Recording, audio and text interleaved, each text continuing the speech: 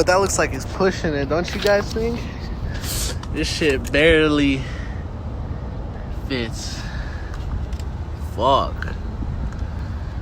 Damn. If I mount these, there's no returning them. God damn.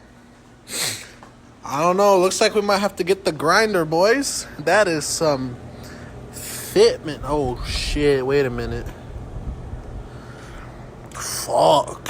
Yeah, we're gonna have to get the grinder, man. Let me see on this side. This side I kind of grind a little bit too much. Let me see. Oh, yeah, baby. That's what I'm talking about. Oh, yeah. We're gonna have to grind some shit. So as you can see, we just have to shave a little bit off, you know, just a little bit. Take a little bit off here and there. This thing should, oh, you know, ignore that from the other rubbing issues. All right, guys, look at this fitment, gang. Oh, shit.